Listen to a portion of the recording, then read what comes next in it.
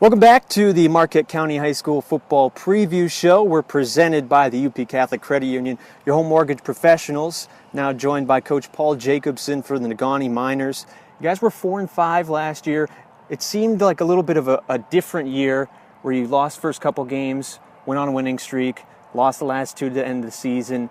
As you look back, how would you describe what happened last year? A learning experience for the most part. We were relatively young. We started, as we had talked earlier, 7, 8 juniors, sophomores on both sides of the ball, and there's a learning curve. Especially when you're counting on sophomores at quarterback and center. A couple key positions at receiver. There's a learning curve that has to take place, and these guys are kind of thrown in the fire early on with Boyne City and Calumet and Gladstone, and three real good opponents that I believe all made the playoffs last year. So. It was thrown in the fire, get it going, and no experience needed. Just listen and be a sponge. So it was a learning experience last year for sure.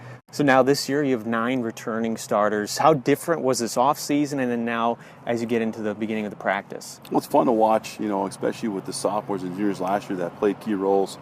Watching them develop. We're taking them from where we left off last year, which has been huge so far. There's 2 days. Jason Waterman's been fantastic for us. Just kind of what he went through last year as a quarterback, and then the growth that he had.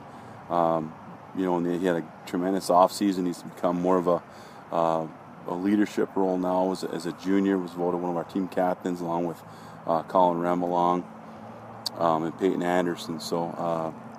It's been fun. It's been fun watching the young kids grow up and assume greater roles this year as juniors. We're talking with Negaunee head coach Paul Jacobson here on the preview show. You mentioned Jason. How is his development on the field? How much is that going to maybe rise the rest of the offense and help you get farther this year? Well, it's good because I think last year early on we kind of started throwing a little bit too much at him, and I had to go back and reevaluate what we wanted to do offensively and what we wanted to throw at him. And then, again, in week 4 against Iron Mountain, we were able to pull that back a little bit. But, seeing where he is now this year, he knows so much more as a junior than most juniors would at his age. We're able to bring more into the offense and more, with a Drew Duchesne and with an Eric Atlamaki that played a role for us last year at tailback and fullback, and it's been a good transition. Even our linemen, we've been back five returning offensive linemen that were juniors and seniors last year that had that chemistry already that it takes a while usually to develop. How important is that line continuity? It seems like it gets maybe overlooked by the general public, but having all 5 back, how much easier does that make things for you? Oh, it's huge. It's huge because, it's always one of the biggest words we've used this year is fluid and 2-a-days. You never, defenses are fluid, which means they're never really the same each play. Especially in the conference that we play in, there's always be twists and turns and different adjustments. When you have a group that comes back that has that experience of playing together, and they've been playing together for a full season, they see those twists and changes and can almost not necessarily read each other's minds, but know what to do in that situation without even saying it. Now, another player that burst onto the scene last year was Drew Duchesne, basically took the conference by storm. Is the cat out of the bag with him, or does he still have more room to grow? He does have more room to grow, and we've really tried to get a little more technical with him, running better routes. We know he's fast, we get that, but now he has to really look into himself and do the little things better that last year he was able to get away with a little bit. What are some of those things that he really got away with? Just more crisp on his routes. Yeah, that was the biggest thing is when you're running a certain route, it's this and make your cut, not being able to round things and just be a better complete receiver, I think, than just a return specialist or a big play type of back. And defensively, it was kind of a tale of 2 seasons, too, where you played some of those tougher teams early, gave up some big scores, and then in your 4 wins, you gave up 28 combined points. What can you do? What can this team do to get a little more consistency on that side? Well, experience. Again, Jake Ennett and Jake Hill were 2 of the mainstays for us. Luke Mattson saw some time at linebacker, but when you bring back 8, 9 guys that have played together, that know our defense, know what we want to accomplish, it's easier. You can take them from where they're at and even go further, and that's what we're trying to do so far in 2 days is kind of hone in on the skills and be a little more particular on the little things that we need to be good at.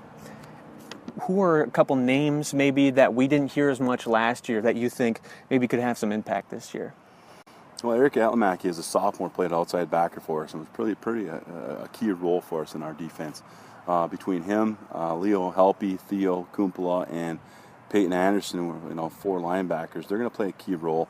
They played a majority of the season at these positions last year, and we're going to lean heavily on them. They know what it's like. They know the tough teams we're going to face this year. So they've really, I think, going to step up their game, and the defense as a whole around them has responded.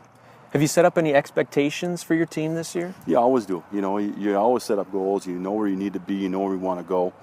And in that, you need to know what you need to work on in the short-term goals also. And this team, wasn't happy being 4-5 last year. You can sense a sense of urgency this year, especially coming up with 3 games off the cuff with Iron Mountain and Calumet and Hancock. 3 playoff teams from last year. So there's a different heightened sense of emergency this year, and in what we do every day. How do things change with Negaunee football now that everybody's moved to the Westpac now? It's interesting. You lose the Marquette, which is one of the oldest rivalries in the state. But in the same sense, it's like Christmas all over again. You get to play some new teams that you haven't seen before, and that's always a new challenge. You don't know what you get. You get a Houghton, you get a Hancock, you get a Lance, and a Gogebic that we didn't see. And things change, and times change, and I get that. I understand that, but it is different. It's the unexpected. It's playing someone that you're not really familiar with, and it's a different challenge. So it is different, and whether it's good or bad or whatever, but it's different. Was this the move that you would have made if they asked you what you wanted? Almost a loaded question sometimes. As an old coach, I'm kind of set in my ways too. I played against Marquette when I was in high school, and but I support the decision the administrative made, and it is what it is, and we'll move on. Who are some of the new teams on the schedule that you think could pose the biggest threat to win the Westpac, or just to you guys in general? Well, our schedule, we played Calumet already. We played Ishmael already. We played Weston already. And, we play Iron Mountain already. So these are teams we're real familiar with that are going to be in the race. Those are 4 teams that should make the playoffs right there. And then you throw a Hancock in who lost to Menominee last year in the playoffs. And Houghton, who, a couple years ago was in the playoffs and played Menominee. And Lance, I know, has been consistent. So, yeah, it's tough. It's easy to sit here back and predict what's going to go on, and things change. That's why you got to play the games on Friday night and be ready to play each week. Coach, appreciate the time. Thanks for joining me. All right, thank you.